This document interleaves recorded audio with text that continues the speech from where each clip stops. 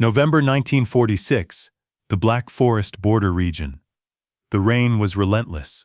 The autumn storms had turned the winding mountain roads into rivers of thick, slippery mud. Corporal Evans gripped the steering wheel of the Willys Jeep, fighting to keep it on the track. Beside him, handcuffed to the roll bar, sat Leni, a German prisoner being transferred. She was silent, her uniform soaked, hair plastered to her face. She knew these woods better than anyone. She watched the dark, wet trees blur past, sensing the danger in the slick mud before Evans did. She opened her mouth to warn him, but the Jeep hit a washed-out section of the road. The world spun into chaos. Metal screamed against stone as the Jeep skidded off the cliff edge. It tumbled down the ravine, crashing through branches and slamming into the muddy forest floor. Silence followed, broken only by the hiss of the cracked radiator and the heavy patter of rain on metal. Evans groaned, his leg pinned painfully under the crushed dashboard. Blood trickled down his forehead. He drifted in and out of consciousness. When his vision finally cleared, his heart stopped cold. The passenger seat was empty. The handcuffs on the roll bar had snapped loose in the violent impact. Leni was gone, but worse, far worse, was the empty gun rack. His Lee-Enfield rifle, fully loaded, was missing. Panic seized him. He was trapped, injured, and alone in the enemy's forest with a prisoner who now had the upper hand. He fumbled for his sidearm, but his holster was jammed against the twisted door. He was defenseless. A shadow fell over the windshield. Evans looked up through the rain. Standing in the thick mud 5 feet away was Leni. She looked terrifying. Her uniform was torn, her face smeared with mud and blood from the crash. In her hands she held the heavy Lee-Enfield rifle. She worked the bolt action with a confident, practiced click-clack, chambering around. She didn't look like a prisoner anymore. She looked like a hunter. Evans raised his hands defensively. "Don't," he whispered. "The war is over." Leni didn't answer. She didn't even look at his eyes. She raised the rifle to her shoulder, her cheek pressing against the wet wood of the stock. But she didn't aim at Evans's chest. She aimed past him, over the hood of the wrecked Jeep, towards the dense, dark thicket behind him. Her eyes were narrowed, scanning the shadows. Evans, confused and terrified, slowly turned his head to see what could be more important than killing the man who had chained her. A low growl vibrated through the rain. From the deep shadows of the pines, pairs of yellow eyes appeared, reflecting the moonlight breaking through the storm clouds. Wolves, a pack of Eurasian gray wolves, lean and hungry, drawn by the scent of fresh blood spilling from Evans's wound. They stepped out of the tree line into the mud, circling the wreck. Leni hadn't stolen the rifle to escape. She had stolen it because she knew that in this forest, a bleeding man was nothing but bait. The Lee-Enfield roared like a cannon in the valley. Leni didn't flinch. She squeezed the trigger, and a muzzle flash illuminated the rain-swept forest for a split second. 30 yards away, the lead wolf yelped and collapsed into the mud, thrashing once before going still. The loud crack echoed off the wet rocks. The rest of the pack didn't flee in panic. They scattered into the shadows with terrifying fluidity, vanishing into the brush. They were testing the prey. Evans let out a breath he didn't know he was holding. She hadn't shot him. She had shot for him. "Good shot," he gasped, pain shooting up his trapped leg. Leni didn't acknowledge him. She worked the bolt, ejecting the spent brass casing. It pinged off the Jeep's hood and landed in the mud. Clack, clack. A fresh round went in. She kept the rifle shouldered, panning slowly left to right. "They will come back," she said in broken English, her voice calm but tight. "They smell the blood." The wolves were smart. They knew the rifle could only bite one at a time. Evans saw movement in his peripheral vision. Shadows slinking low to the ground on the driver's side. "Left side," he shouted. 9 o'clock. They're flanking." Leni spun around in the mud, her boots slipping slightly. She fired again into the darkness. A yelp, but no kill. She had missed. "Damn it," she cursed in German. She cycled the bolt again. Click. Nothing. The magazine was empty. "Ammo," Leni yelled, backing up towards the Jeep. She didn't ask. She demanded. The hierarchy was gone. Now it was just physics. Rifle needs bullets. Evans fumbled with the pouches on his webbing belt. His fingers were slick with blood and rain. He struggled to pull out a stripper clip of .30-03 rounds. Leni reached into the jeep, not to hurt him, but to snatch the ammo from his shaking hands. Their fingers touched, dirty, bloody, cold. A transfer of power. She jammed the clip into the rifle. With a forceful shove of her thumb, she loaded the rounds. She didn't move away from the jeep this time. She stood with her back against the wrecked door, right next to Evans's shattered leg. She was using the vehicle as a fortress, protecting her blind spot and protecting him. "How many?" she asked, eyes scanning the tree line. "How many bullets you have?" Evans checked his pouches. 20 rounds, he said. "Make them count." The wolves stopped circling. They emerged from the gloom, 3 of them, shoulder to shoulder, growling low. They were huge, their fur matted with rain and mud. They weren't afraid of the noise anymore. They were coordinated. They were going to rush. Leni shouldered the rifle, her breathing steadying despite the adrenaline. Evans grabbed a heavy wrench from the floorboard. A pathetic weapon, but better than nothing. "Here they come," he whispered. The charge was sudden and silent. The 3 wolves didn't bark. They simply launched themselves forward, covering the muddy ground in terrifying leaps. Leni didn't panic. She breathed out, aiming for the center mass of the lead wolf. Crack. The bullet struck the beast in midair, dropping it into the mud just 10 feet from the jeep. She cycled the bolt instantly. Crack. The second shot went wide, hitting a tree. The remaining 2 wolves split up. One went for Leni, the other leapt onto the hood of the jeep, straight for the trapped Evans. Evans swung the heavy wrench with all his strength. The wolf crashed through the open side of the jeep, snapping at his face. Evans shouted, slamming the metal tool into the animal's ribs. It was like hitting a sandbag. The wolf snarled, unaffected, and clamped its jaws onto Evans's forearm, shaking its head violently. Pain exploded in his arm, warm blood soaking his sleeve immediately. He was pinned, bleeding, and staring into the yellow eyes of a predator that smelled his fear. He couldn't reach his knife. He was going to die in this seat. Leni heard his scream. She had her own wolf to deal with. It was circling her, looking for an opening. But hearing Evans, she made a split-second decision. She ignored the threat in front of her and spun around towards the jeep. She didn't have a clear shot.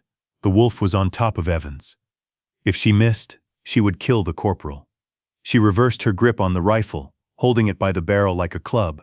With a primal yell, she swung the heavy wooden stock down onto the skull of the wolf attacking Evans. The impact cracked bone. The wolf yelped, releasing Evans's arm and stumbling back off the jeep into the mud. Before it could recover, Leni flipped the rifle back to firing position. She didn't hesitate. She placed the muzzle inches from the animal's flank and pulled the trigger. Bang! The wolf collapsed. Silence returned instantly, except for the heavy rain and Evans's ragged breathing. The third wolf, seeing its packmates dead, vanished back into the dark woods. The ambush was over. Leni lowered the rifle, chest heaving. She wiped the rain and mud from her eyes. She looked at Evans. He was pale, clutching his mangled arm, staring at her with wide, shocked eyes. She stood there, armed and free. The jeep was wrecked. The guard was incapacitated. The forest was hers. She could walk away right now, disappear into the trees, and find her way back to Germany. No one could stop her. Evans knew it too. He didn't raise his hands. He just watched her, waiting for her choice. "Your arm," Leni said, pointing. "It is bleeding bad." She didn't turn to the forest. She leaned the rifle against the wrecked fender of the jeep within Evans's reach, but not for him. She reached into her pocket and pulled out a dirty handkerchief. Then she stepped closer to the man who had handcuffed her an hour ago. She wasn't leaving. Survival was no longer about escaping the British. It was about keeping this man alive until morning. The adrenaline faded, leaving only the cold. The rain turned to sleet as midnight approached. Leni knew that blood loss and hypothermia would kill Evans before any rescue team arrived. She rummaged through the wrecked jeep, finding a wool blanket and a flare gun. She draped the blanket over the shivering corporal, tucking it around his crushed leg. She didn't sit in the passenger seat. She sat on the hood, rifle across her lap, watching the tree line. She was a sentinel guarding her captor, Evans watched her through half-closed eyes. The pain in his arm was a dull throb, but his mind was racing. He looked at the woman he had handcuffed hours ago. She could be halfway to the border by now. "Why?" he rasped, his voice weak. "You had the gun. You had the chance. Why didn't you run?" Leni turned her head slightly. The rain dripped from her nose. She looked tired, not triumphant. "If I leave, the wolves come back," she said simply. "They wait. They are patient. You cannot shoot with one arm." She shifted the rifle, checking the safety. "And if I run, I am just a fugitive, a criminal." She looked him in the eye. "My brother was a soldier. He died in Africa. He wrote letters about clean fights, about honor. Leaving a man to be eaten by dogs, that is not honor. That is murder." Evans fell silent. He realized he knew nothing about her. To him, she had been a uniform, a statistic, an enemy. Now she was the only thing standing between him and death. He reached into his jacket with his good hand and pulled out a pack of damp cigarettes. He managed to light one with shaking hands, shielding the flame. He took a drag, then offered it to her. Leni hesitated, then took it. The glowing cherry of the cigarette was the only light in the ravine. "My name is Leni," she said, exhaling smoke. "I was a forestry student before the war." Evans nodded slowly. "Corporal Evans, Jack." They sat in silence for a long time, listening to the woods. The growls didn't return, but the cold deepened. Leni climbed off the hood and checked Evans's leg. The bleeding had slowed, but he was trapped tight. "Jack," she said, using his name for the first time, "we must signal. Morning is coming. Can you fire the flare?" Dawn broke gray and cold over the ravine. The rain had finally stopped, leaving a heavy mist hanging between the trees. Evans was weak, shivering violently under the blanket. Leni stood by the jeep, rifle shouldered, eyes red from fatigue. Suddenly, a sound cut through the morning silence, the low rumble of heavy trucks and the distant barking of dogs. A search party. "They are here," Leni said, looking at Evans. "You made it." Evans tried to smile, but only managed a grimace of pain. "Fire the flare, Jack," Leni urged. "They need to see us." Evans raised the heavy flare gun with his good hand. He aimed it through the gap in the trees and pulled the trigger. A loud thump, and a brilliant red phosphorus star shot up into the gray sky, sizzling as it burned, marking their position in the wilderness. The response was immediate. Shouts echoed from the road above. "Flare spotted! Down in the ravine! Move! Move!" Boots crashed through the undergrowth. The first soldiers burst through the tree line. A squad of 6 British MPs, weapons raised, followed by a medic. They saw the wrecked jeep. They saw Evans trapped inside. And then they saw her, a German prisoner, out of uniform, holding a Lee-Enfield rifle. She wasn't aiming it at them, but she was holding it ready. To the soldiers who had just arrived, the scene was clear. A prisoner had overpowered her guard, stolen his weapon, and was now standing over him. "Drop the weapon," the lead MP screamed. 6 rifles immediately trained on Leni's chest. "Drop it, now. Hands on your head." Leni froze. The adrenaline surge returned. She looked at the soldiers, their faces masks of anger and suspicion. She looked down at Evans. If she dropped the rifle, the wolves might return before they could get him out. If she didn't, these men would shoot her. "Wait," Leni shouted in German, then English. "Wolves, the wolves." "I said drop it," the MP yelled again, stepping closer. He didn't care about wolves. He cared about an armed enemy prisoner. He put pressure on his trigger. "Last warning. Lana washing."